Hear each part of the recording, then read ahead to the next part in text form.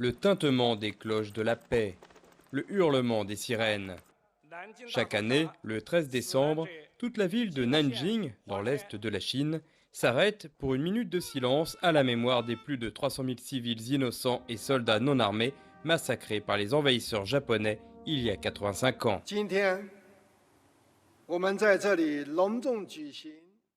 Aujourd'hui, nous sommes ici pour une cérémonie commémorative solennelle nationale à la mémoire des victimes du massacre de Nanjing, pour rendre hommage aux martyrs et aux héros nationaux qui ont sacrifié leur vie à la victoire du peuple chinois dans la guerre contre l'agression japonaise, pour se souvenir des amis internationaux qui ont donné leur vie pour lutter contre les envahisseurs japonais aux côtés du peuple chinois, et pour exprimer le noble souhait du peuple chinois de suivre inébranlablement la voie du développement pacifique.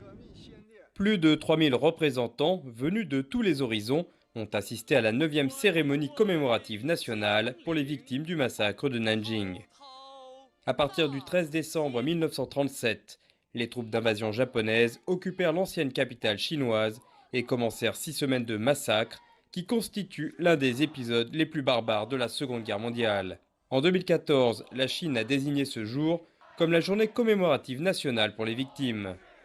Seuls 54 survivants recensés sont encore en vie aujourd'hui, et ce nombre ne cesse de diminuer. Nous devons chérir la paix et l'unité. Nous voulons que les Japonais reconnaissent cette partie de l'histoire. Si je vis assez longtemps pour voir ce jour, je serai satisfaite. Ce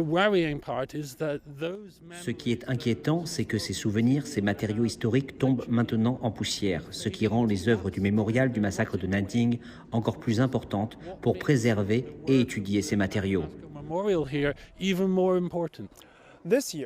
Cette année, 453 reliques historiques, dont le journal d'un soldat japonais, ont été collectées, fournissant des preuves concrètes sur les stations de réconfort, les armes biologiques et l'éducation militariste des enfants de Nanjing par les envahisseurs japonais.